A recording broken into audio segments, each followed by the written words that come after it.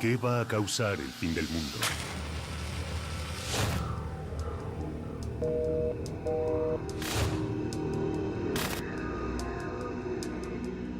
¿Una guerra?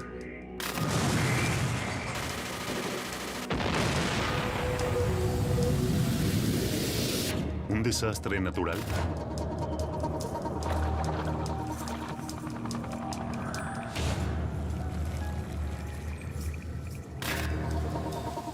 ¿Un virus escapado de un laboratorio? ¿Un arma biológica? ¿Un virus tecnológico?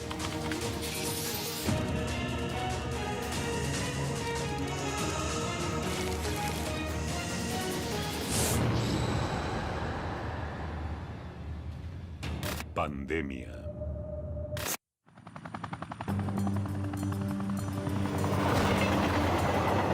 El ser humano vive preso de sus miedos.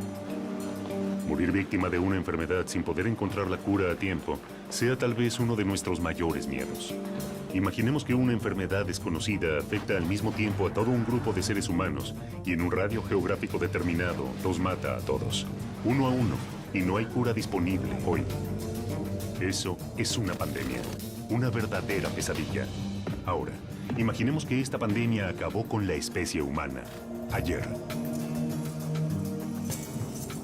El día después de lo que fuimos, solo quedan objetos.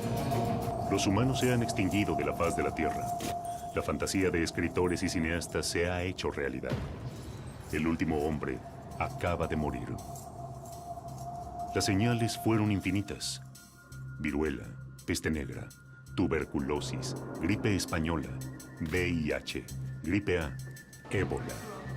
Se cobraron millones de vidas a lo largo de la historia. Pandemias incontrolables que fueron sucediendo cada vez más seguido. Pero, ¿cuál desató el final?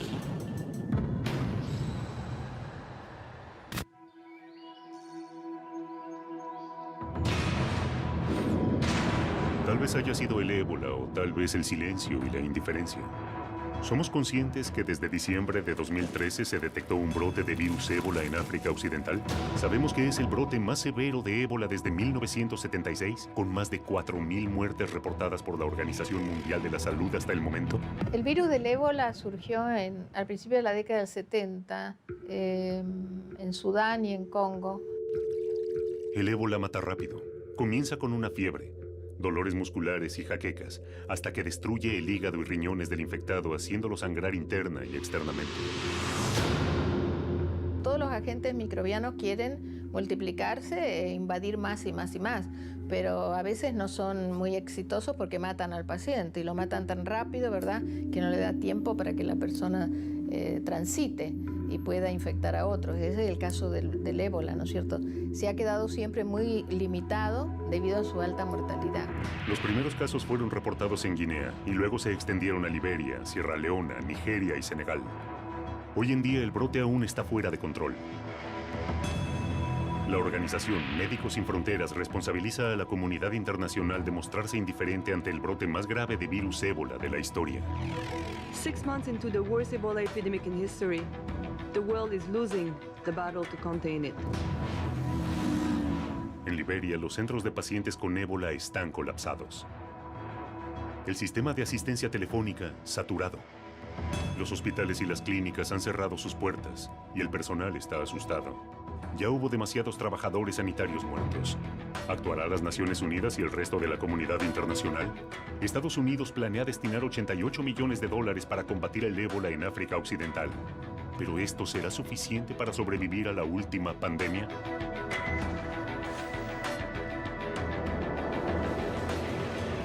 La gripe A azotó México en el año 2009, atacando inicialmente en Veracruz y luego extendiéndose a nivel nacional. 14 meses y más de 18,000 muertos después, finalmente pudo ser controlada. Lo que vimos en esa ocasión es que es una forma de influenza que se presenta como casi todas, con fiebre de manera preponderante, tos y síntomas respiratorios generales. Esos son los síntomas más importantes que se presentaron y que se siguen presentando en la H1N1, que ahora ya es estacional. En una fría tarde de 2009 en el pueblo La Gloria, en el estado de Veracruz, México, María del Carmen, La madre de Edgar Hernández llegó al hospital del pueblo desesperada, con su hijo de 5 años colapsado en sus brazos. Vengo, le comento a mi esposo, le digo, ¿qué crees? Le digo, el niño amaneció mal, le iré a dar gripa, llévalo igual, me dijo, llévalo, o sea, no paro, le digo, no, ¿sabes qué? No lo voy a llevar a la escuela, le digo, como está la situación, mejor lo llevo al centro de salud. Sus temores estaban justificados. El cuadro era grave. Nadie sabía el infierno que estaba a punto de desatarse. Lo que ocurrió fue que se detectaron algunas defunciones por neumonía en gente que normalmente no muere por neumonía. La neumonía mata a los extremos de la vida, o a los niños o a los ancianos. Y se detectaron en el país algunas defunciones atípicas en jóvenes. La Gloria es un pequeño pueblo de 3,000 habitantes en el estado de Veracruz. Allí viven los Hernández. Edgar nació el 14 de julio del 2005. Fue sano, nació muy bien. No tuve problema con él en nada. ¿Qué clase de virus había contraído Edgar? ¿Dónde se lo contagió? Una amenaza invisible que puede estar en cada cosa que tocamos o comemos. No podemos verlos, pero nosotros estamos en la mira de los virus. El tercer día yo veo que Edgar sigue igual. Si no es que peor, porque ya me decía que le dolían los huesos, que le dolía la cabeza, que le dolían los oídos. Empezó con escurrimiento nasal más fuerte y con tos. O sea que en vez de quitarle las molestias, se le complicaron más.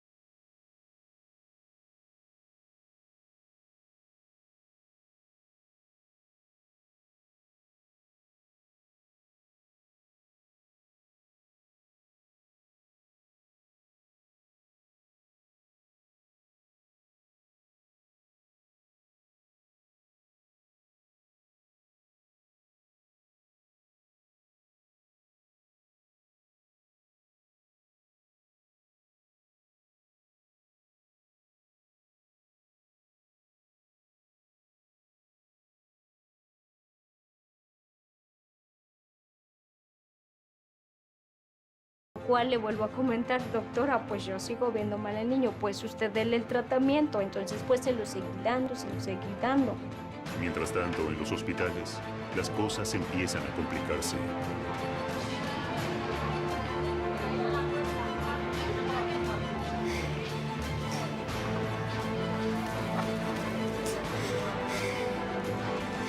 De esos 3 días para adelante, él ya no quiso comer nada.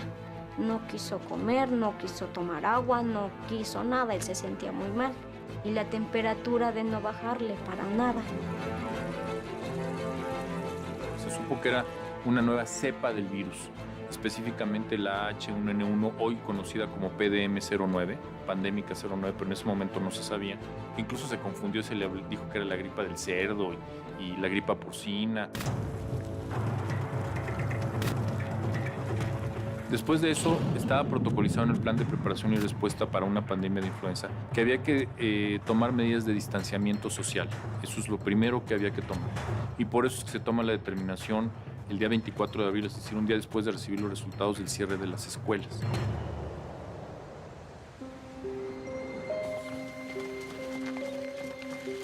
Acá en el pueblo fue diferentes personas las que estuvieron pues enfermas. Pues la gente al principio pues reaccionó mal en la forma en que cómo es posible que haya sucedido todo esto, él nos contagió, él fue el que ocasionó todo, entonces yo en defensa de mi niño. ¿Saben qué, señoras? Un momentito, porque Edgar no ocasionó esto. La familia Hernández se sentía acorralada. El miedo por la salud de Edgar y la sociedad que necesitaba un culpable los iba hundiendo día a día en la desesperación. Sin embargo, algo comienza a ocurrir. Algunos habitantes de La Gloria atribuyen sus problemas respiratorios a la contaminación de residuos porcinos en criaderos ubicados a 8,5 kilómetros al norte del pueblo.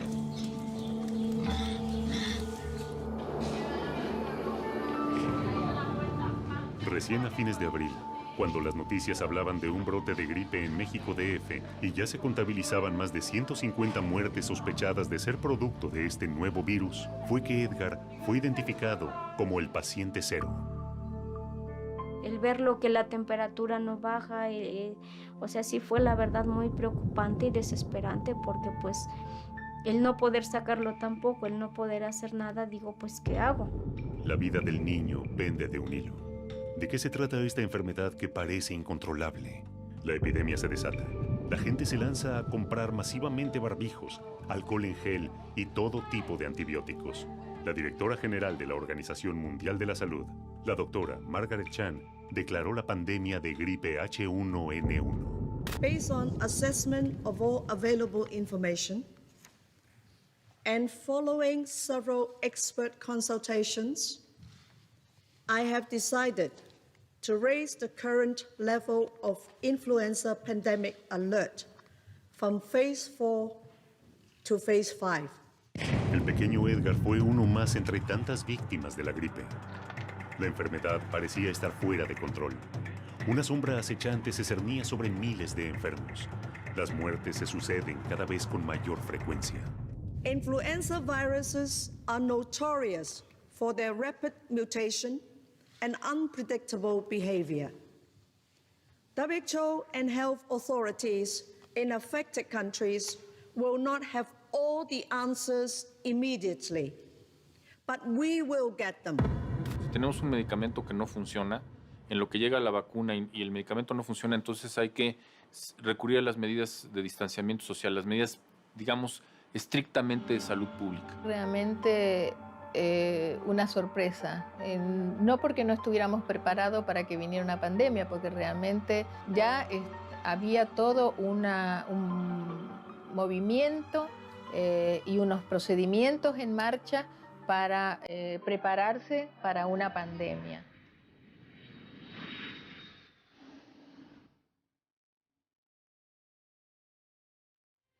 ¿De qué se trata? ¿Cómo se manifiesta? Y entonces, ¿qué lo produce? ¿Quién es el responsable? ¿Qué pasa? ¿Que es un agente que ya conocíamos? ¿Tenemos herramientas para controlarlo? Es decir, tenemos tratamientos, tenemos antibióticos, tenemos vacunas, hay que desarrollarlas. ¿Funcionan? ¿No funcionan? Pero las muertes no se detienen. Mientras que en el pequeño pueblo de La Gloria se prepara un emotivo acto, todo está dispuesto. Todos los habitantes del pueblo estarán ahí. Fidel Herrera, el gobernador de Veracruz, será quien presida el acto. Aquí se inició la solución a un problema de salud pública y así vamos a seguirlo haciendo. El sapo en la mano simboliza la salud. Pues yo me curé gracias a Dios y gracias a mi mamá, que me curó también. A ver, Edgar, ¿te gustó tu estatua? Sí. ¿Estás contento? Sí. Yo fui el primero que me curé de esa influencia. Ese fue el triunfo de Edgar y de los médicos, pero no todos consiguen sobrevivir.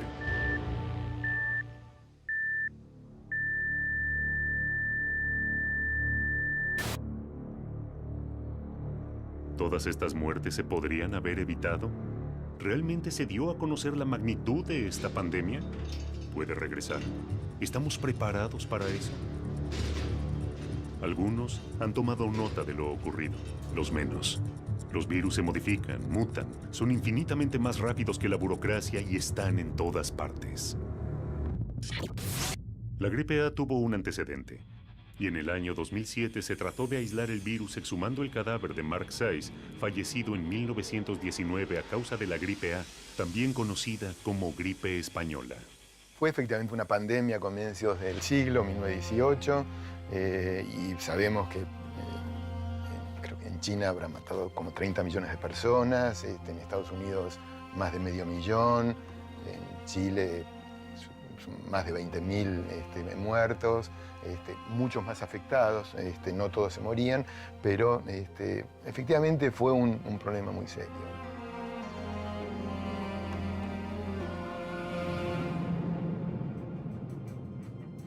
Mark Sykes fue un teniente coronel del ejército británico que combatió en la Primera Guerra Mundial. Fue muy importante su aporte como diplomático, de tal manera que una vez finalizada la guerra, fue enviado a París a la Conferencia de la Paz.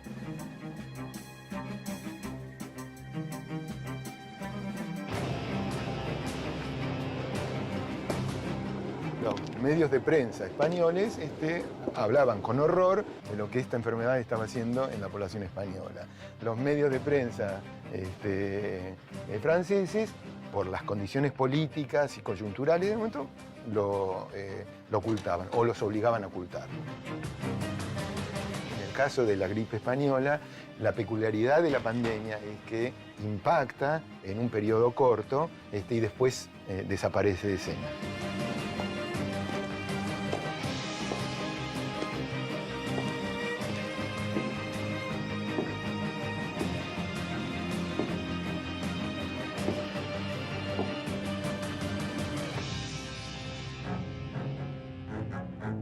Mark fue una víctima de la epidemia de 1918 y 1919.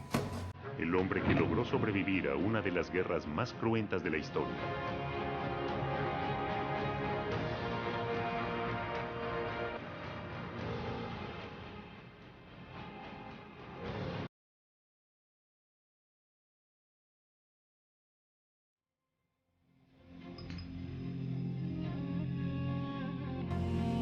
Mark encontró la muerte hablando sobre la paz.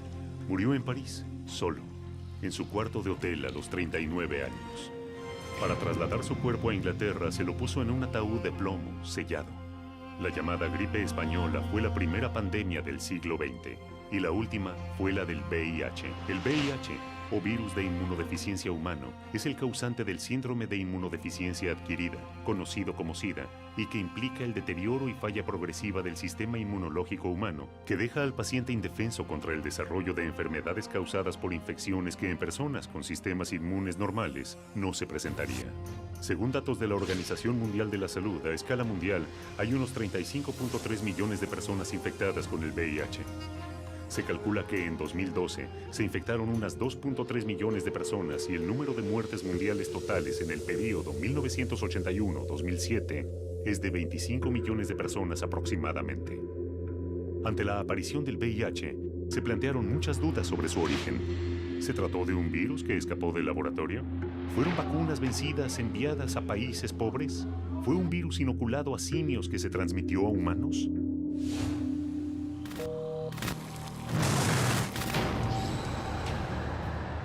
Pensamos que las vacunas, los antibióticos, los medicamentos nos mantendrán a salvo. El uso excesivo e innecesario de antibióticos genera bacterias resistentes. Una bacteria imbatible, la superbacteria.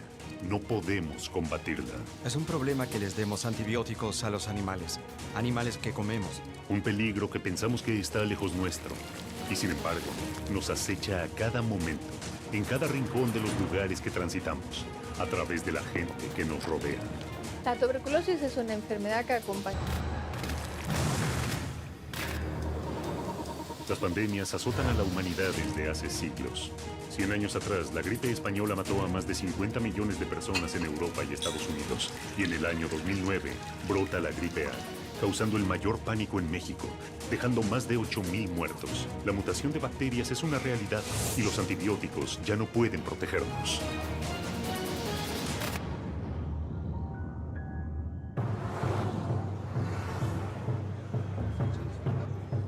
Superbacteria. ¿Es algo creado por la naturaleza o por el hombre? ¿Realmente existe o es un producto de la imaginación de Hollywood? ¿Puede ser derrotada? Los hombres son criaturas vulnerables y débiles. ¿Podrán enfrentar a un organismo invulnerable? La lucha será demasiado desigual. En los países más desarrollados, obtener antibióticos es muy complicado. Si uno quiere conseguir antibióticos en Canadá o en Alemania, el único que lo puede dar es un médico. En Latinoamérica, los farmacéuticos generalmente venden antibióticos simplemente con... Uno va al farmacéutico y le dice, me da 10 gramos de ampicilina y puede llevarse lo que quiera. Es un problema muy serio. El exceso del uso de antibióticos genera bacterias resistentes. ¿Cuántas veces compramos medicamentos sin receta? ¿Cuántas veces se trata de la recomendación de un amigo, un vecino o un compañero de trabajo? La resistencia a los antibióticos es lo que yo llamo una pandemia silente, que progresa muy lentamente, pero que ya nos lleva a una situación global de emergencia.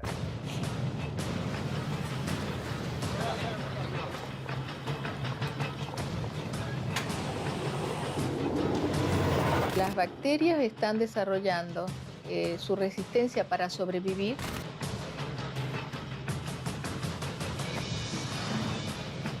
Las personas usan de manera indiscriminada el uso de los antibióticos, la venta de los antibióticos, la cantidad de antibióticos que se vende.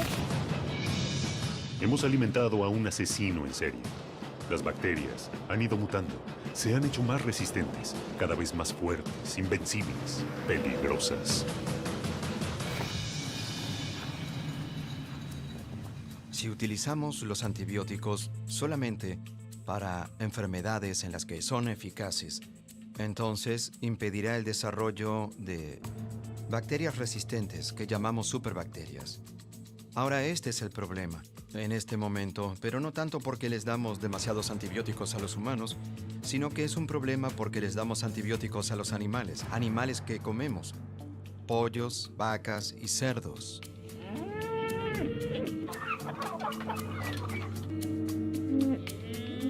Hacia fines del siglo XIX, en pocos lugares se duda que la tuberculosis tiene algo que ver con el hacinamiento, tiene que ver con las largas jornadas de trabajo, tiene que ver con malas condiciones de vida.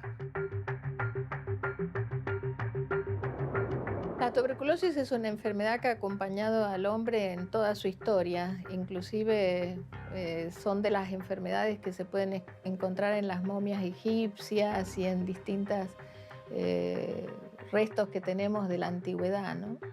Y tenemos dos tipos de resistencia. Tenemos resistencia a algunos de los medicamentos, que cuando hacemos entonces una intensificación y un cuidado más cercano y un seguimiento más estrecho, le llamamos resistencia a múltiples drogas. Pero hay otra variante que son las más extremas, que son algunas bacterias que ya se han detectado que son resistentes a todas las drogas.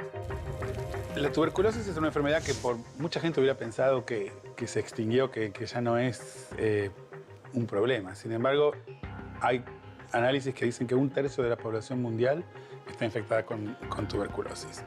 Generalmente esas personas no van a tener ningún tipo de síntomas. Es un pacto entre el sistema inmune y la bacteria, pero cuando ese pacto se rompe porque la persona está inmunosuprimida o hay un problema con el sistema inmune, como un HIV o con un tratamiento de quimioterapia, ahí el pacto se rompe y la bacteria sale. Jorginho Nunes era un popular periodista deportivo de la radio y la televisión, columnista del diario O Povo, que en 2013 se encontraba atravesando el mejor momento de su carrera. Yo conocí a Jorginho hace unos 15 años, en la radio Tupí, donde él hacía varios programas por la mañana y también por la noche comentando fútbol. Tomé conocimiento más o menos en septiembre, octubre de 2013. Y ahí, al final de la semana estaba en Angra do Rei, le hablé. Tienes que examinarte, no te puedes quedar tranquilo, que examinen ese ganglio, pues todos los exámenes de sangre, todos los estudios por imágenes no daban un diagnóstico. ¡Conseguí! ¡Ya valió! ¡Eso Y así se hizo, él se internó y muy rápidamente le quitaron el ganglio. La cirugía fue simple y el resultado nos dijo que se trataba de tuberculosis ganglionar. Cuando se trata más anticipadamente, permite que el paciente no agrave y se logra hacer que entre el antibiótico y el sistema inmune del paciente combatan esta infección. Creo que la demora en iniciar el tratamiento, infelizmente, fue un factor decisivo para el resultado. Después de meses de lucha, Jorginho Nunes no sobrevivió y el día 31 de enero de 2014 falleció a los 63 años de edad. El hecho de que la tuberculosis no mate de manera tan fulminante como otras enfermedades pareciera que la convierte en una enfermedad más benévola. Sin embargo, esto no es así. Estamos viviendo en este momento en el mundo, por un lado, una caída importante de los casos de tuberculosis en la mayoría de los países, incluyendo en la región de las Américas, pero por otro lado el surgimiento de unas formas de tuberculosis causadas por esta bacteria que está desarrollando resistencia. ¿Solo contagian los enfermos o acaso pueden contagiar los sanos? El pasado tiene una respuesta.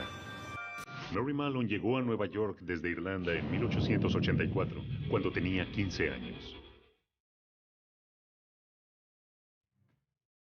En 1900, trabajó como cocinera en una casa de Mamaroneck, un pequeño pueblo cercano a Nueva York.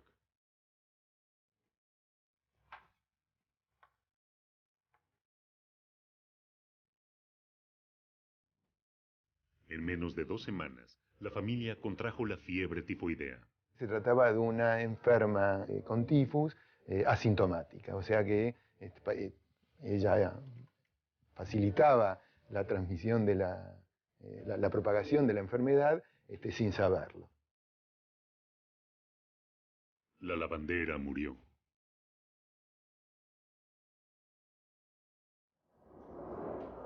¿Qué fue? ¿El agua? ¿Las manzanas? ¿Qué? La fiebre tifoidea es una enfermedad que es transmitida por una bacteria y fundamentalmente por vía gastrointestinal. La forma más frecuente de transmisión es a través de los alimentos o del agua contaminada.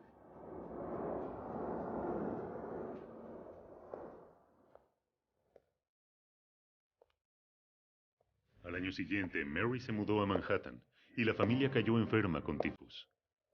Luego trabajó para un abogado y 7 de los 8 miembros de la familia se enfermaron, hasta que en 1906 se instaló en Oyster Bay, Long Island, en una casa de veraneo alquilada por un rico banquero, Charles Henry Warren, y su familia.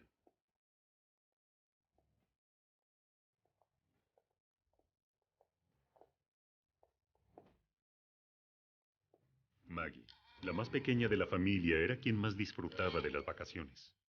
Esa casa era el sitio ideal para pasar el verano.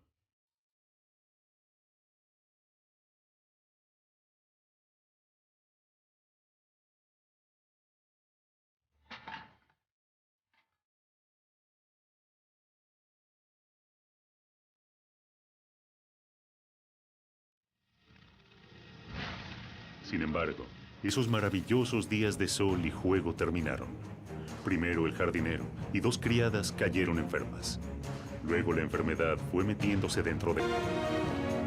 Pero esta vez Mary no espera y sin dar aviso se marcha de la casa.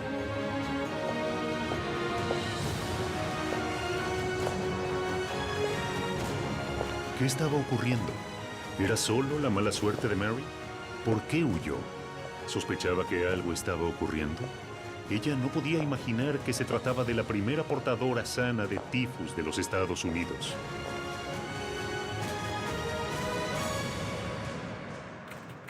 Warren le alquilaba la casa a John Thompson.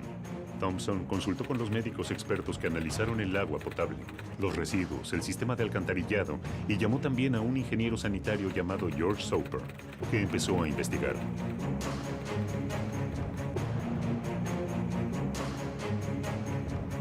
Soper interrogó a la familia y a los criados. Y no fue más lejos y pidió una lista de los invitados que recibieron en las últimas semanas. Soper fue descartando uno por uno a los entrevistados y, por supuesto, le llamó la atención que Mary Mallon se hubiera despedido.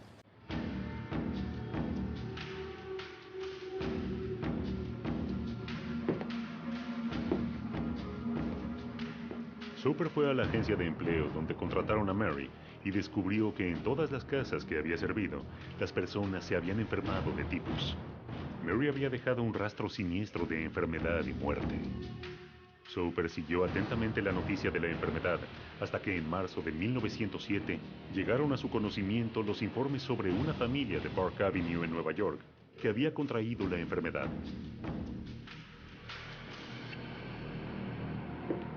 Allí fue Soper.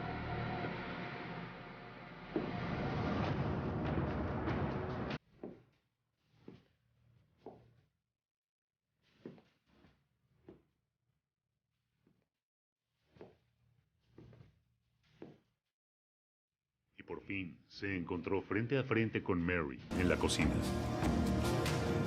Soper le pidió hacerse un análisis, pero Mary se negó y sobre todo negó estar enferma. Harta terminó echándolo amenazadoramente.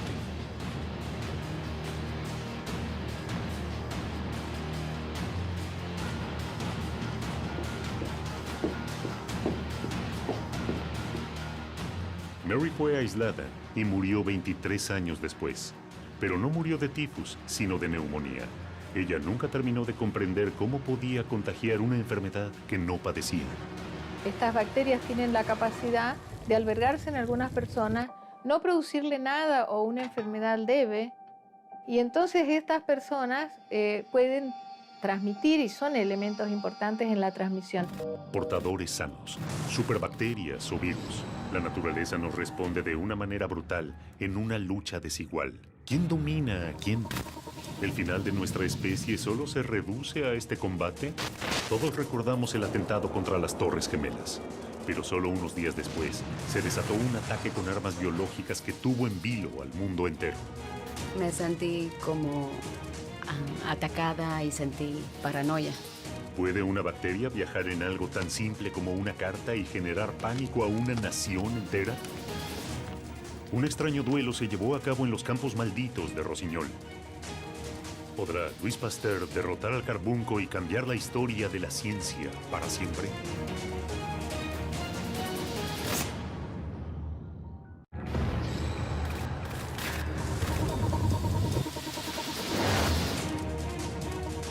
Una enfermedad milenaria como la tuberculosis o una nueva cepa de la influenza. La historia ya dio varios avisos. No sabemos cuál puede ser la próxima pandemia, pero la amenaza está latente.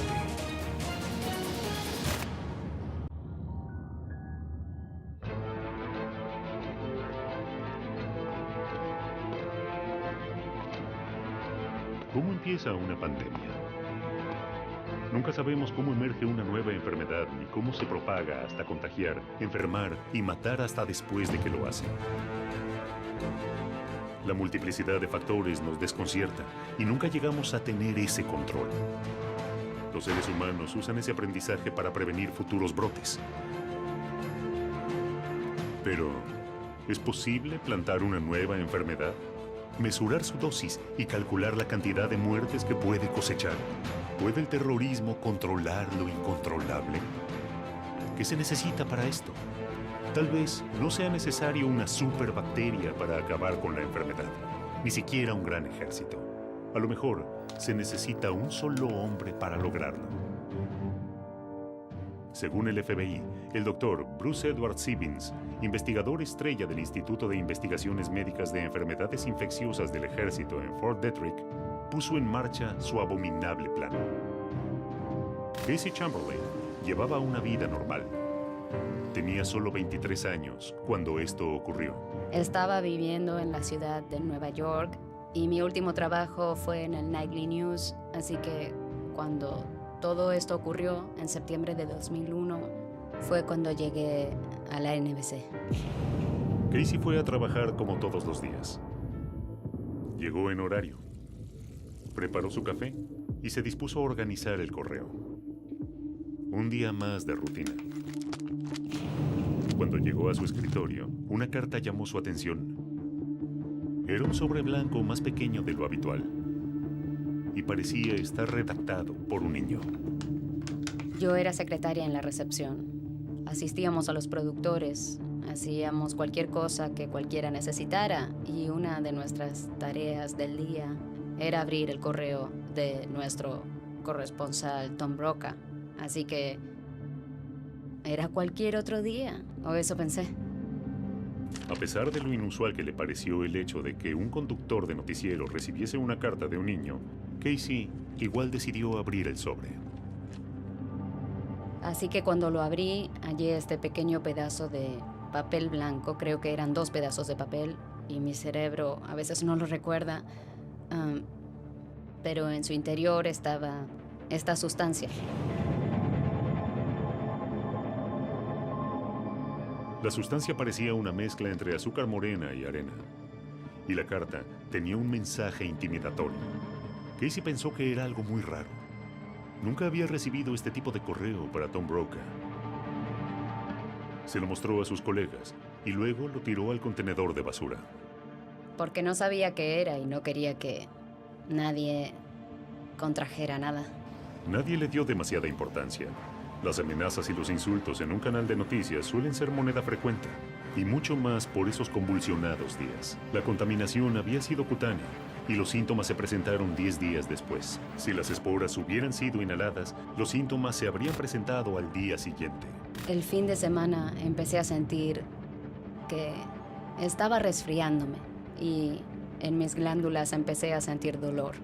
Ella comenzó a tener inflamación en los ganglios linfáticos al lado del cuello, sintió congestión, se sentía muy enferma, que es bastante típico en las primeras etapas de inhalación de anthrax. Cuando me enteré de que tenía anthrax, obviamente fue increíble y sentí miedo, como atacada, sentí paranoia y sentí terror.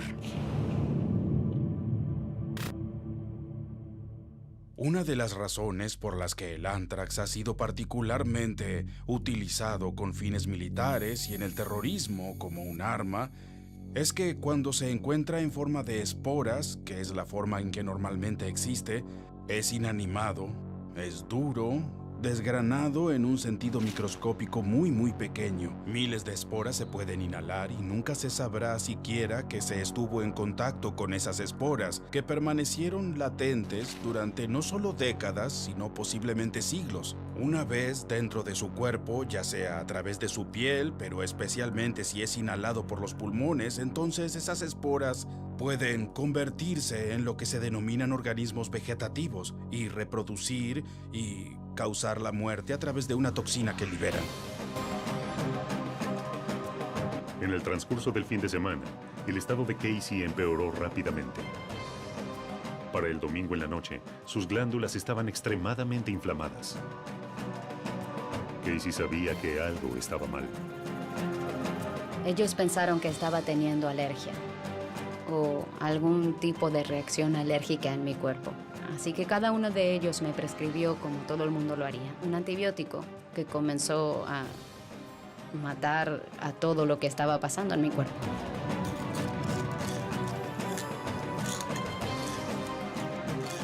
Más de 30,000 personas estaban consideradas en peligro, ya que podrían haber sido expuestos si se les dio antibióticos preventivos. Algunos de ellos continuaron tomando antibióticos durante 60 días después del momento en que supuestamente habían sido expuestos. Pero cuando tuvimos un programa ofensivo, había muchas técnicas que se utilizaron para determinar si un ataque biológico sería eficaz, mediante la liberación de gérmenes y sustancias químicas. En San Francisco, en el sistema de metro de Nueva York, unos cientos de pruebas a lo largo de los Estados Unidos, ninguna consideraba la posibilidad de enviar esporas a través del correo. A Casey le diagnosticaron que tenía anthrax cutáneo y tuvo que pasar 100 días en aislamiento. Por sugerencia de su familia, su casa fue registrada en busca de esporas del veneno. No encontraron una enorme cantidad de las peores esporas. Muy pequeña cantidad. Pero decidí que quería destruir mis cosas. Así que lo hicieron por mí. Tenía un departamento entero, todo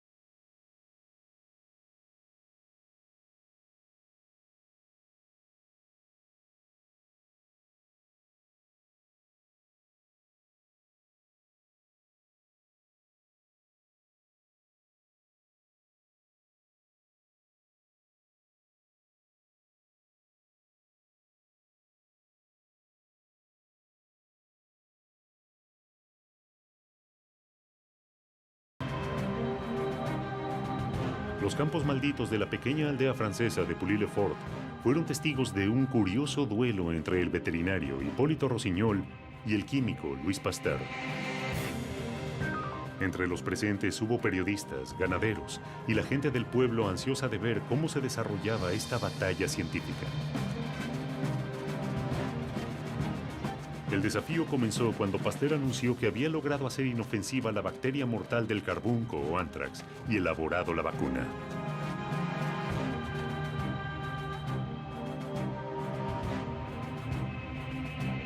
La Sociedad de Agricultura puso las cabezas del ganado para el desafío y Rossignol ofreció su firma en Pouilly-le-Fort, muy cerca de París.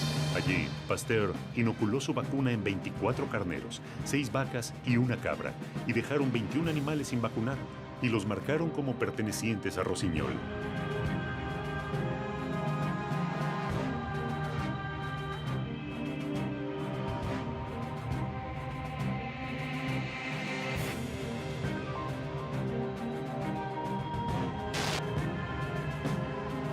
El triunfo fue de Pasteur. El ganado de Rossignol estaba muerto. El hombre encontró la solución para vencer al anthrax, pero fue el hombre también quien lo perfeccionó en un laboratorio, convirtiéndolo en un arma letal. ¿Cuánto tiempo falta para que alguien logre convertir a todo el planeta en un campo maldito? El anthrax es una bacteria utilizada en bioterrorismo, pero no sería la única bioarma. Teorías conspirativas hablan de la manipulación de virus como la fiebre hemorrágica. Por ahora es solo una teoría, pero el miedo a un ataque con este virus aterroriza por su rápido poder asesino. ¿Será este el final? ¿Una pandemia desatada por el hombre o por un virus preparado en un laboratorio? Anthrax, fiebre equina, cólera, fiebre hemorrágica. El escenario no es una ficción. Ya ha ocurrido con el anthrax. No hay garantía de que no pueda volver a ocurrir. Incluso podría estar ocurriendo en este momento. El Instituto Nacional de la Salud, que es el principal impulsor en Estados Unidos de la investigación biológica, ha visto su presupuesto recortado. Esto afecta cualquier tipo de potencial protección que se pueda conseguir contra agentes químicos o biológicos. ¿Es el bioterrorismo o su lucha contra él lo que terminará con la humanidad? ¿Es una nueva amenaza o llevamos siglos conviviendo ante la posibilidad de un ataque biológico?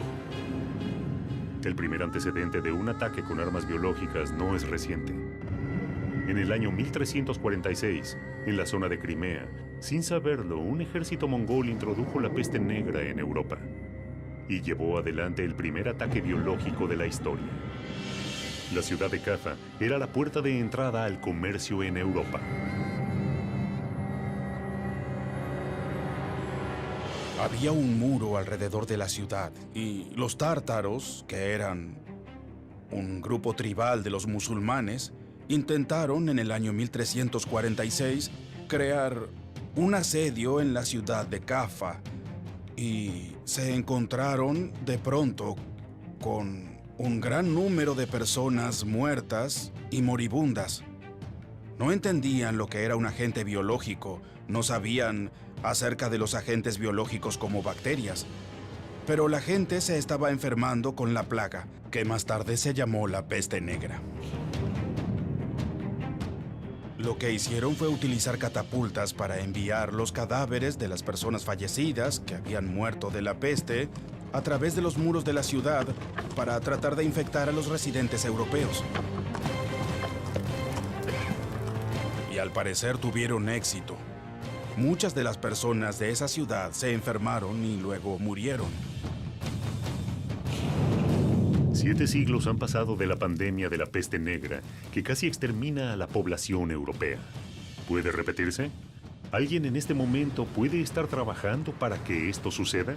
Los que nos atacan están listos, y como los antiguos guerreros, preparan sus catapultas para terminar con la humanidad.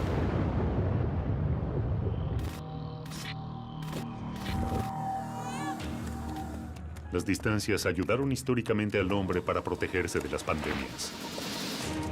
Pero el mundo cambió y las comunicaciones evolucionaron. No solo nosotros viajamos más lejos en menos tiempo. Los virus nos acompañan. ¿Qué pasaría si un viajero llevara la peste alrededor del mundo en 24 horas? ¿Podría un solo infectado con ébola diseminar el virus en varias escalas de un vuelo? Las comunicaciones nos unen y al mismo tiempo nos hacen vulnerables cada vez más.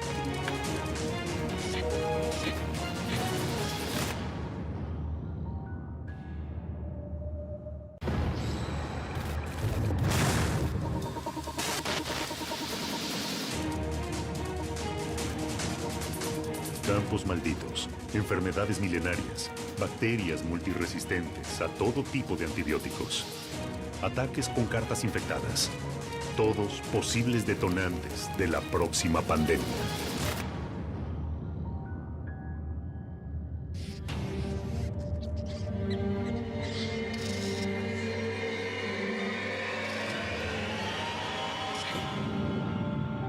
La peste negra parece lejana en el tiempo. Una pandemia que no podría repetirse. Sin embargo, hace muy poco tiempo, apenas el 24 de diciembre de 2013, se expandió una alerta en Madagascar. Más de 40 muertos y 80 infectados por peste bubónica en ese país, en la que podría ser una de las peores y más peligrosas cepas de la enfermedad.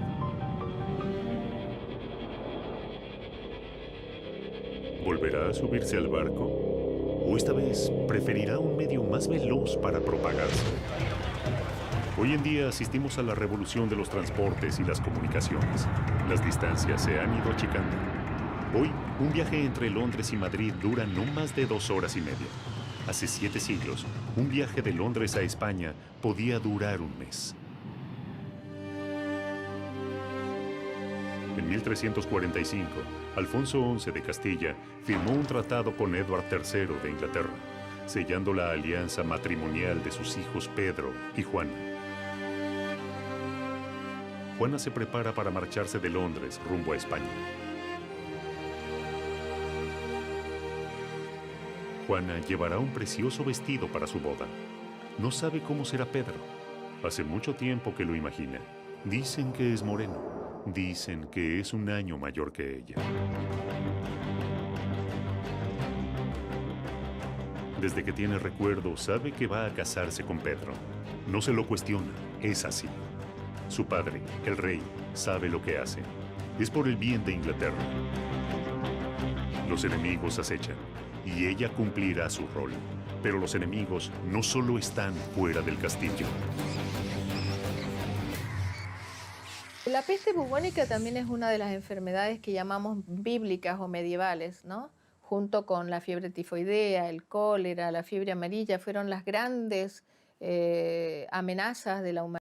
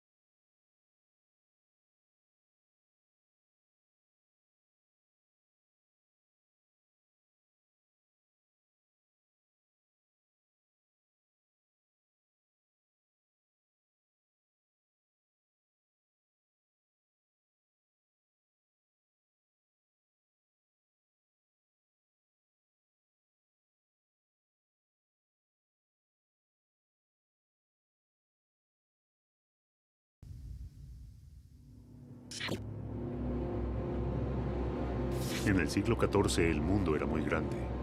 Las comunicaciones hacían que las distancias fueran, en muchos casos, insalvables. Esto hizo que la peste no haya podido propagarse aún más. Pero hoy, con la revolución de las comunicaciones, el mundo se ha hecho más pequeño. En el aeropuerto de Heathrow operan casi 100 líneas aéreas que van a 180 destinos en 90 países.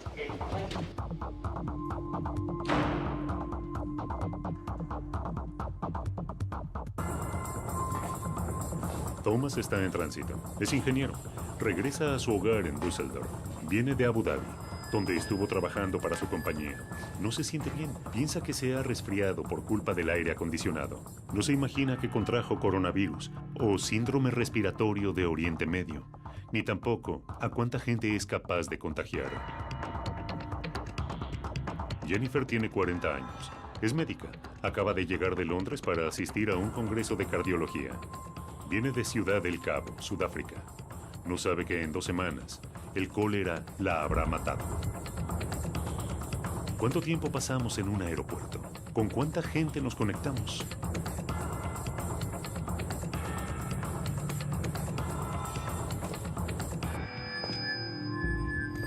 Kyung-ki es representante de una firma coreana y está regresando a Seúl. Está feliz de reencontrarse con su familia. Llegará enfermo. Se va a recuperar pronto. No así su esposa, a la que contagiará de H7N9, más conocida como gripe aviar, y estará grave. Los Hinojosa están de paseo. Han recorrido distintas ciudades europeas. Regresan a México. Elena ha cuidado en todo el viaje a su hijo Gael de que no se resfríe. Sin embargo, un abrigo no podrá defenderlo del virus que lo llevará al hospital. Hay que recordar que vivimos en un mundo globalizado, en un mundo donde se toma un avión en Buenos Aires y 7 horas más tarde estamos en Nueva York. Y se ha demostrado la transmisión de bacterias y de virus en vuelos de largo tiempo. No hay respeto ya por fronteras. Con la habilidad del hombre de viajar en avión alrededor del mundo en solo 24 horas, creo que es muy posible que se dé una nueva pandemia de aquí a los próximos años. Así de pequeño se ha vuelto el mundo. Así de peligroso lo hemos convertido. Y a cada instante estamos más vulnerables. ¿Hay margen aún para evitar una pandemia? ¿Existe realmente alguien que pueda detener nuestra destrucción? En ese mundo pequeño hay seres más pequeños que pueden ser letales. Los mosquitos. Están cerca, muy cerca. En la calle, en nuestras casas. No asustan, no les tememos. Incluso los subestimamos. Pensamos que a lo sumo será una picadura. El dengue ya es una enfermedad instalada acá y si usáramos la definición de que es un agente nuevo, no podríamos clasificarlo como una pandemia. Es una enfermedad que tiene 4 virus y cada uno no da protección contra el otro, es decir, no hay lo que llamamos defensas cruzadas en los 4 virus del dengue. De modo que cualquier persona puede tener 4 veces dengue del distinto origen. Y por otro lado, esa también es la razón por la cual es tan difícil desarrollar una vacuna contra el dengue. Hay teorías que avalan que los mosquitos transgénicos se pueden llegar a convertir en las nuevas bombas asesinas contra los hombres, solo con modificar su secuencia genética.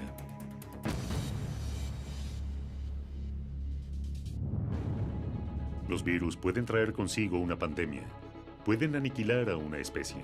Pero los virus que aniquilan al hombre no solo pueden ser biológicos, también pueden ser informáticos. El virus Michelangelo fue el primero en ocupar las tapas de los diarios y quizás por su difusión se pudo morigerar su impacto. Sin embargo, tuvo todas las características de una pandemia. ¿Qué pasaría si no pudieran ser contenidos? ¿Y si los antivirus fallaran? Son prácticamente invisibles, no se escuchan, no se palpan, pero tienen un enorme poder que puede terminar con nosotros. Todos los días aparecen nuevos virus creados en búnkers informáticos. Se suele pensar que los ataques son domésticos o al nivel de empresas, pero jamás en lo que consideramos sistemas inexpugnables. ¿Alguien podría entrar a la NASA o a la Armada de los Estados Unidos? Cuando me inicié en el mundo de la informática tenía 13 años. Julio Ardita nació en Santa Cruz, en Argentina, y viajó por todo ese país debido a los traslados que tenía su padre. Hasta que finalmente, a los 14 años, recaló en Buenos Aires en un pequeño departamento del barrio de Palermo.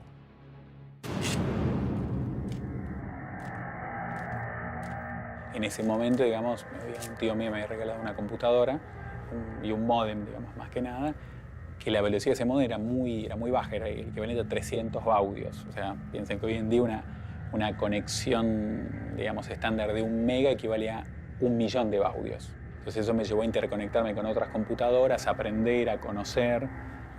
Me conecté vía módem con otros sistemas informáticos, empecé a conocer otra gente que estaba en la parte de redes, sistemas.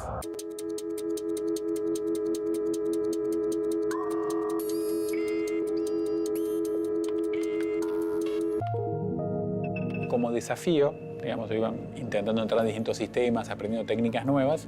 Bueno, fui entrando en estos sistemas hasta que iba probando y tratando de detectar o encontrar como nuevos objetivos o cosas más interesantes para entrar. Eso me llevó a intentar entrar en sistemas de la NASA, del Departamento de Defensa de Estados Unidos, de la Marina norteamericana, distintos sistemas críticos. A medida que vencía más barreras de seguridad, la curiosidad de Julio se hacía cada vez más grande. La NASA piensa que son cerca de 300.000 computadoras, o sea, es muchos sistemas. Una vez no encuentra las cosas en su propia computadora, contarlas en 300.000 es más complejo. Pero bueno, dentro de eso, parte de lo que vi jugando y entrando fue lo que en su momento era una especie de Google Maps, que hoy existe, digamos. Realmente era impresionante. Uno ponía las coordenadas y tenía el archivo de la vista satelital del día anterior de cómo estaba. Eso realmente era muy impresionante. Julio pudo entrar a la NASA a través de la Universidad de Harvard. Jugando llegué hasta ahí, y donde por el año, digamos, 95, detectan ellos en Estados Unidos, particularmente una persona que yo ingresé a los sistemas informáticos, donde estaban los expedientes y casos de los juicios internos de la Marina de Estados Unidos.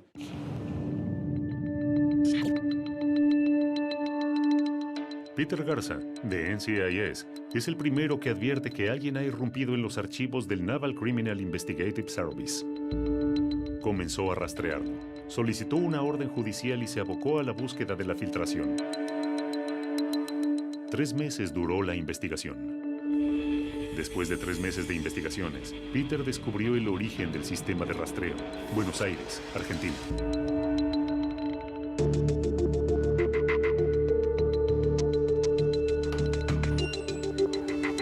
El 28 de diciembre de 1995, Julio llegó a su casa por la noche, luego de estar con su novia. Al ingresar a su edificio, se encontró con un panorama muy inusual. Decenas de colillas de cigarrillo estaban tiradas en el pasillo, frente a su puerta. Me encuentro con mis papás y mi madre sentada en el sillón, así que yo lo miro con cara de ¿qué pasó? Y ellos me preguntan, bueno, ¿y qué pasó? Digo, no sé qué pasó. Mira, vinieron un allanamiento, vinieron cerca de 25 personas. Entonces me preguntan, ¿qué hiciste? Le digo, nada. Las autoridades se llevaron la computadora de Julio, la de su hermana y sus padres. También se llevaron una impresora y todo tipo de dispositivo electrónico que pudiera contener información. Yo tuve 2 procesos judiciales, uno en Argentina, otro en Estados Unidos, en Boston, que es donde estaba Harvard, que es donde fue la sede. Y bueno, en la Argentina el proceso judicial demoró casi 4 años. Digamos, como no era un delito lo que había hecho, pero sí yo había utilizado la conexión de internet de Telecom sin pagarla. Entonces lo que el juez en Argentina definió básicamente es una multa por el tiempo de uso de internet que había utilizado gratis sin pagar. El segundo proceso judicial era en Estados Unidos. Julio tenía pedido de captura de Interpol. Viajé para Estados Unidos a Boston. Allá tuve ese proceso judicial. Una vez en Boston, Ardita se reunió con el juez y los fiscales. En esa reunión llegaron a un acuerdo y ultimaron los detalles de cómo sería la resolución del caso. Tal cual lo que se definió sucedió. Julio terminó trabajando para el FBI durante su acuerdo de silencio por 10 años y hoy es una autoridad en la materia. hoy hay sistemas, en realidad hay sistemas informáticos que ayudan a generar ciertas moléculas en base a distintos componentes que se generan y se manejan y se definen a nivel tecnológico e informático. Sería un programa que define, bueno, quiero desarrollar una sustancia, una molécula, se definen los componentes se toman y el sistema, digamos, genera esa molécula X. ¿Será una mecha que se está encendiendo sin saber a dónde conduce? ¿Son los virus los que pondrán un punto final a la historia del hombre sobre la Tierra? Pero, ¿son todos los virus biológicos? ¿O hay otro tipo de virus? ¿Otras formas de ataque? La tecnología ya forma parte del cuerpo humano. Pero, ¿puede la vida de un joven con una desgarradora historia cambiar para siempre gracias a los avances tecnológicos? Puede haber venido de cualquier lugar. Se transmite por la saliva.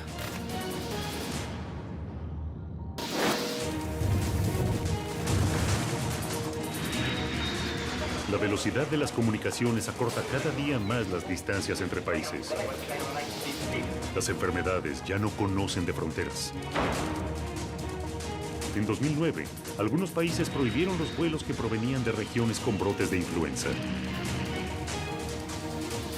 Pero ¿son las enfermedades quienes pueden generar un nuevo contagio masivo?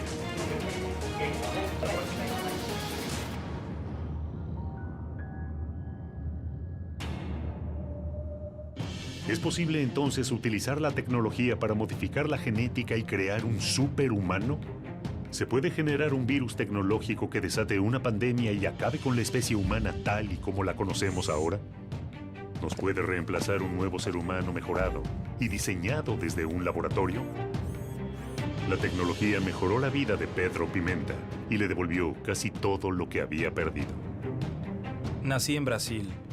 A los 18 años tuve una meningitis meningococcemia que me hizo perder los 4 miembros. Y hace 4 años que estoy en Estados Unidos. Contraje la meningitis meningococcemia cuando tenía 18 años en Brasil. Vivía en San Pablo y la verdad no tengo cómo saber cómo fue que adquirí la bacteria. Pudo haber venido de cualquier lugar. Ella se transmite por la saliva, de modo que pudo haber sido la tos de alguien. Cuando era muy joven, tuve compañeros que tuvieron meningitis en Brasil. Había oído hablar, pero nunca pensé que podía llegar a amputaciones, como en mi caso. El mayor brote epidémico de meningitis ocurrió a finales de los 90, donde afectó a 250,000 personas y el 10% murió.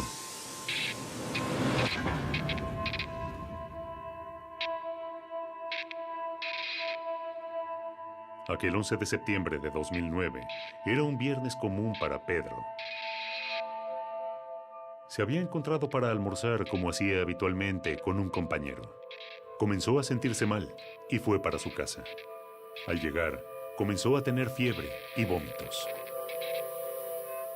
Pedro no se sentía nada bien.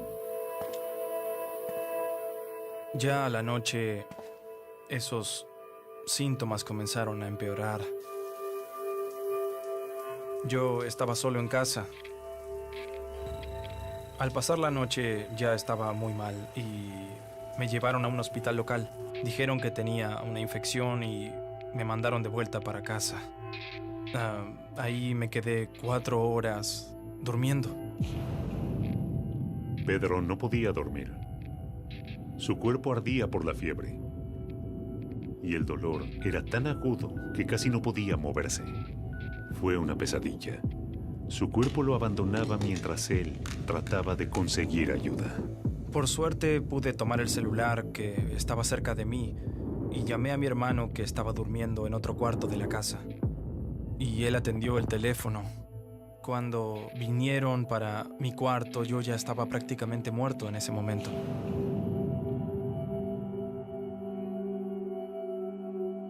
Cuando llegué al hospital ya inconsciente, estaba con muy pocas chances de sobrevivir, menos de 1% de chances de sobrevivir. Fue muy rápido, realmente muy rápido. Me desperté del coma después de una semana de estar en el hospital. Yo no tenía ni idea de dónde estaba porque cuando llegué ya estaba inconsciente.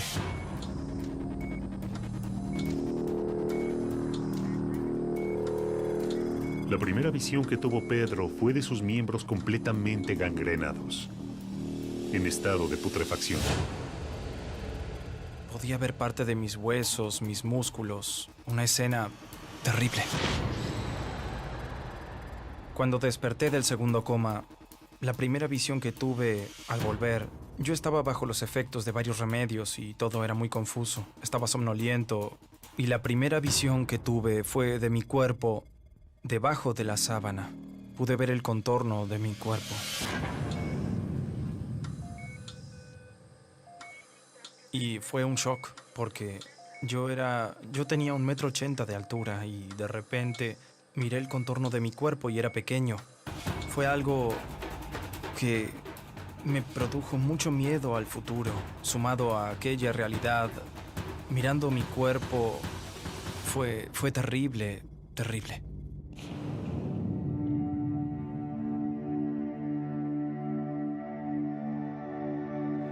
Hay una forma que todavía no sabemos cuáles son las condiciones que tienen las personas afectadas, que al segundo o tercer día comienzan a tener trastornos masivos de la coagulación y formas hemorrágicas graves.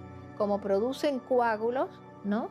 Entonces cierran esos vasitos pequeñitos que tenemos en los pies y en las manos, y por las extremidades comienzan a producirse gangrena, es decir, la muerte de la carne por la falta de irrigación y de oxígeno. Una semana después de ser amputado, llegaría el momento que cambiaría el curso de la recuperación de Pedro. Muy cerca del hospital, en el estadio Morumbí, AC/DC, su banda de rock favorita, tocaba en San Pablo después de 13 años. Yo estaba conmocionado. Fue terrible. Empecé a desesperarme. La primera cosa que dije cuando desperté fue: yo quería ir al show de AC/DC y obviamente no tenía posibilidades de ir. Además, la situación todavía era peor porque AC/DC tocaba en un estadio que quedaba a 2 calles del hospital donde yo estaba. Y 2 semanas antes del recital, mi médico, el doctor Ofir, entró a mi cuarto y me dijo: hola Pedro, hablé con el director del hospital y vamos a liberarte por 2 horas, reservar una ambulancia, vas a entrar al estadio, vas a ver tu show. Probablemente no consigas escuchar todas las canciones, pero tendrás 2 horas y después te traeremos de vuelta al hospital. Y llegó el día, el 27 de noviembre de 2009. AC/DC vino a tocar a San Pablo, me pusieron en una ambulancia. La ambulancia entró al estadio con 70,000 fanáticos. Cuando salí fue cuando vi que, vaya, tuve una de las mejores noches de mi vida en esa situación, y fue cuando vi que podía divertirme, que podía tener una buena vida. Había tenido una noche fantástica en una situación así, entonces mi vida no acabó. Fue una experiencia memorable ver a AC/DC aquella noche. A partir de ese momento, Pedro comenzó una nueva vida. Conocí a Kevin Carroll, el presidente de Hanger. Decidí llamarlo porque yo quería otra perspectiva. Quería saber si era posible abandonar la silla de ruedas y ser una persona independiente sin usarla. Cuando lo conocí, Pedro estaba en silla de ruedas, sin brazos ni piernas. Una de las frases que me dijo que me quedaron marcadas fue: no tienes que adaptar el mundo a ti, tú tienes que adaptarte al mundo. Tiene una computadora dentro de la rodilla, así como también sensores que llegan hasta el piso. Así que en el momento que da un paso con la prótesis, el sensor detecta la superficie sobre la que está parado e instantáneamente envía una señal a la articulación de la rodilla, que asegura que la rodilla está preparada para cada paso que quiera tomar. Como resultado, Pedro es completamente independiente. Él puede caminar, puede correr un poco si quiere también, puede manejar su auto, ha ganado mucha independencia gracias a sus prótesis. En las manos correctas, la tecnología le devolvió a Pedro parte de su vida. Pero ¿qué ocurriría si esta tecnología fuese utilizada por las manos equivocadas? Cuando se trata de la dirección a la que la tecnología está yendo, quién sabe a dónde será que nos lleve. En las manos equivocadas podría ser destructivo. No sabemos eso, solo el futuro nos lo dirá. Y el hombre también es un sistema. ¿Esta poderosa arma creada por el hombre se terminará convirtiendo en su asesino? Como un dios asesinado por su propia creación, no quedará más rastro del hombre sobre la Tierra. Hace poco más de un siglo, la teoría de la evolución determinó que el Sapiens sapiens, nuestra especie, se había ido formando a la luz de la selección natural. Sin embargo, no se sabía entonces, ni se sabe aún, qué fue lo que gatilló la divergencia evolutiva. ¿En qué momento nos separamos de los primates? ¿Por qué? ¿Fue un evento? ¿Fue una sucesión de acontecimientos? No lo sabemos. Y si no tenemos ese registro, ¿podremos darnos cuenta si se está repitiendo el evento? ¿Sortearemos como especie una nueva selección o alguien cambiará nuestro destino? ¿Esta nueva escalada tecnológica llegará a poner en manos de las máquinas el destino de la humanidad? Toda especie tiene un enemigo natural. En el caso del hombre, se sostiene que su peor enemigo es el propio hombre. Ya conocemos los ataques, pero ¿hay hombres preparados para enfrentarlos? No creo que sea irracional estar preocupados por una pandemia en el futuro. Son muchos los que están esperando el final. Se preparan. Chris Petrovich sobrevivió a varias pandemias, pero sabe que aún falta la batalla final.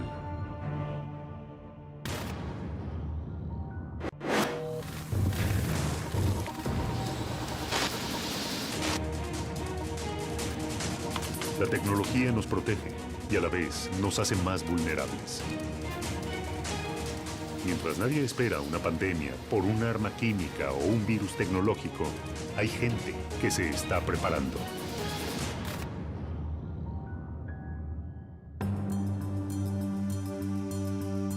Las armas químicas son aquellas que utilizan sus propiedades tóxicas para matar, herir o incapacitar al enemigo, tales como el cianuro, el gas mostaza o el sarín. Cuando hablamos de armas químicas, estamos hablando de un agente que disemina venenos en toda el área. Vimos un efecto terrible del agente nervioso sarín que está siendo utilizado en Siria con toda claridad por el gobierno sirio. Un arma química en las manos equivocadas tiene el poder de causar un daño devastador, como el ocurrido en Siria en el mes de agosto de 2013. Por los informes de las investigaciones de Naciones Unidas y otros, hay más de 1000 personas, incluidos varios cientos de niños, que murieron por el gas sarín lanzado por el gobierno. Una vez más, el hombre combate a su propia especie. ¿Uno de estos agentes podría ser el exterminador?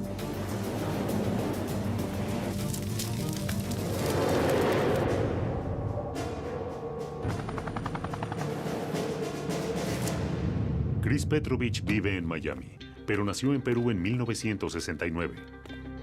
Chris es un prepper, un especialista en supervivencia. Por trabajo viajó a África, donde un brote de ébola se estaba produciendo. Cuando estuve en África, el virus ébola me ponía nervioso, pero mucho más los cuerpos apilados en las calles. Yo estuve en Uganda, en Kenia, Tanzania, en abril y mayo del 94, cuando hubo una gran cantidad de muertos. No sé, vi miles de cuerpos que intentaban sepultar en Uganda. Los preppers son personas que se alistan de manera activa para afrontar por su cuenta cualquier tipo de emergencia. Una catástrofe natural, el colapso económico, una explosión atómica o una pandemia. Les gusta usar esa palabra porque es más suave y correcta políticamente. Pero yo vengo de la vieja escuela donde más que nada son sobrevivientes, que siempre fueron mal vistos, porque el resto de la gente ve a los sobrevivientes como si fueran personas antigobierno, cosa que yo no soy.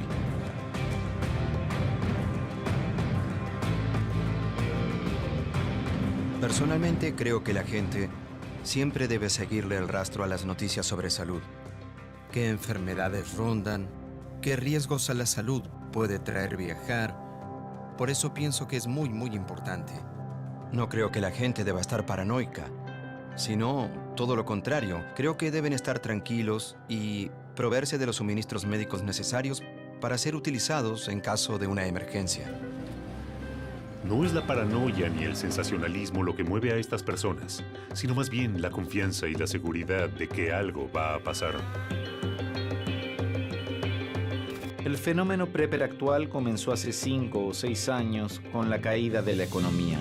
Y tradicionalmente hemos visto en los Estados Unidos aproximadamente cada 20 o 30 años que cuando la economía cae, más gente está interesada en la supervivencia y se vuelve prepper.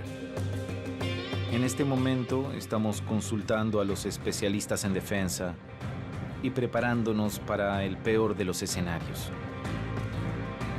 Mucha gente cree que los preppers están locos, pero yo creo que es una locura el negar la posibilidad, para ti o para alguien en tu familia, de evitar ser víctima de un desastre en algún momento de la vida. Lo mejor sobre la preparación en general es que si te preparas para una emergencia, te preparas para la mayoría de ellas. Chris sabe que si se llegara a desatar una pandemia, la mayoría del equipamiento sería el mismo. Máscaras de gas, barbijos, lavandina. Tengo aproximadamente unos 50,000 galones de cloro para desinfectar. También tengo trajes químicos para protegerme de la basura o cuerpos o cualquier cosa que entre en contacto con mi piel. Así no me infecto con nada. Chris es parte de una red de preppers en Florida que están organizados para todo tipo de catástrofes. Si algo sucediera como un apagón de energía o una tormenta solar como en 1859, que nos dejara sin ningún tipo de energía o comunicación, mi red, mis amigos y mi entorno ya tendríamos equipos de comunicación de refuerzo. En otras palabras, si un día la electricidad se fuera, tendríamos lugares específicos dentro de las 24, 36 o 48 horas para poder encontrarnos, dejar mensajes y comunicarnos. Pero también tendríamos equipos eléctricos que están protegidos en jaulas. Entonces no importa lo que pase, todavía tendríamos formas para comunicarnos y sabríamos que si todo falla, tendríamos 2 días para reunirnos en algún lugar donde podríamos intercambiar información y generar algún plan para seguir adelante. Si se desatara una pandemia o una catástrofe a nivel masivo, ¿los gobiernos estarían listos para ayudarnos? El 9/11 fue en gran escala el peor ataque en suelo americano. Ciertamente esperamos que algo así no vuelva a suceder. Pero hay gente, ciudadanos, que sienten que algo así a gran escala podría volver a ocurrir. Estados Unidos está dando grandes pasos y ha gastado millones, miles de millones de dólares en la aplicación de nuevas medidas de seguridad para que algo así no vuelva a suceder. El gobierno de Estados Unidos supuestamente está organizado, tiene muchos recursos. Si llegara a haber una pandemia o un desastre que golpee muchos lugares en Estados Unidos, el gobierno solo puede responder con todos estos recursos, con toda esta gente para asegurar quizás solo al 5% de la población. Los ciudadanos estarán a la deriva. Petrovich cree que el derrumbe está próximo y se prepara para ello. En mi lugar especial tengo lo que la mayoría debería tener. Lo primero, agua. Segundo, comida. Y tercero, tener suministros médicos. Y luego deberían tener también paneles solares, linternas, solo lo básico, botas, ropa, suministros que necesitarás para esperar 2 meses o 6 meses, para cuando las cosas se pongan difíciles. No creo que sea irracional estar preocupados por pandemias en el futuro, sobre todo teniendo en cuenta tanta inestabilidad económica y política. Si el desastre llegara a ocurrir, los preppers parecen estar listos, pero millones no. ¿Será suficiente para evitar la extinción?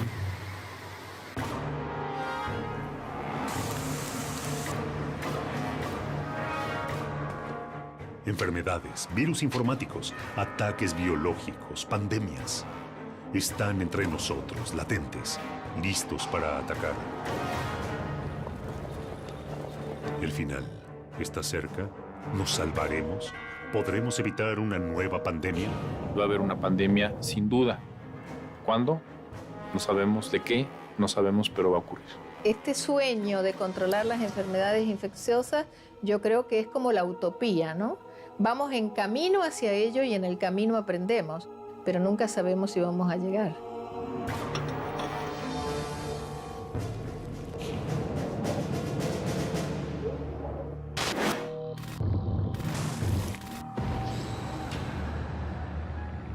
El término chikungunya deriva de una palabra en idioma makonde, un grupo étnico del sudeste de Tanzania. Esta palabra no parecería estar vinculada a un virus que dobla a las personas por el dolor y la fiebre.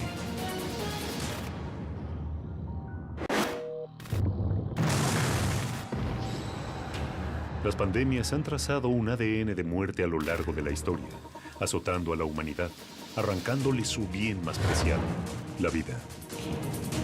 Mientras tanto, y como en una película de ciencia ficción, los Estados Unidos de América anuncian el primer muerto por ébola en tierra americana.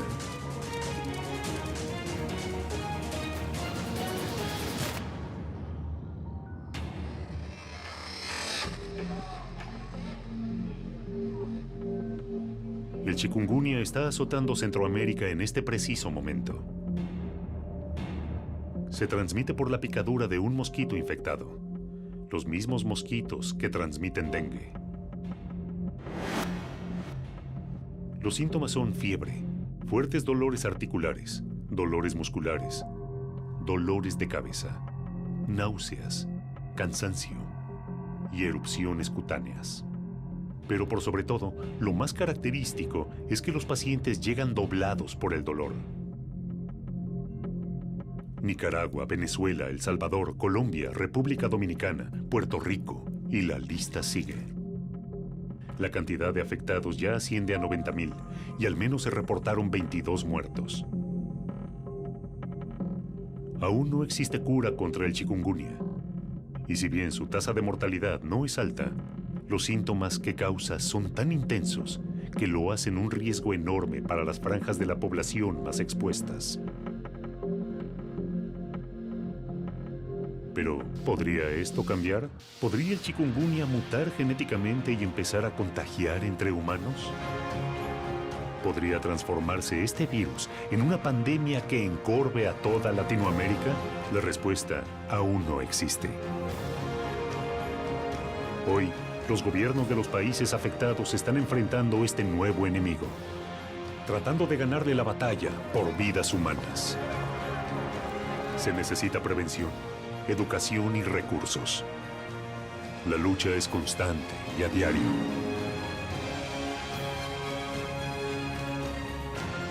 Nadie sabe ni puede asegurar qué es lo que puede llegar a ocurrir.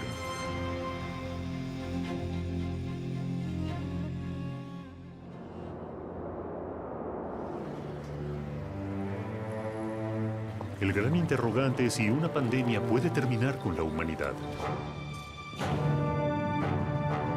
Se han imaginado escenarios y recorrido algunos de los peligros que han afrontado los hombres. Desde la peste negra hasta el bioterrorismo. Desde la gripe española hasta las armas químicas. Víctimas, investigadores, médicos, periodistas y testigos han intentado dar su propia respuesta. ¿Se hará oídos sordos a todo lo dicho? ¿Se cerrarán los ojos para no ver?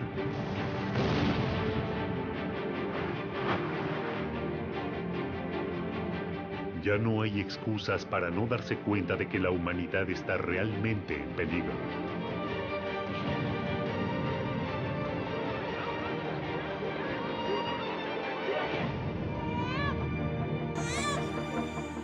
¿Desde dónde llegará el golpe fatal?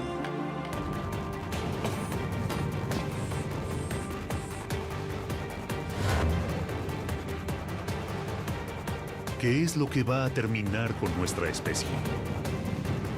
Definitivamente, una pandemia. ¿Originada por causas naturales? ¿Producida por nosotros mismos? En este preciso momento, se puede estar produciendo un virus que por error pueda escaparse del laboratorio.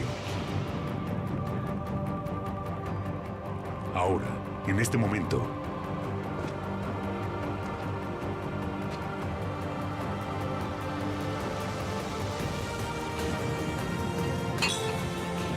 ¿es una batalla perdida? ¿Cuándo llegará? ¿Pronto o nunca? Eso depende de la humanidad.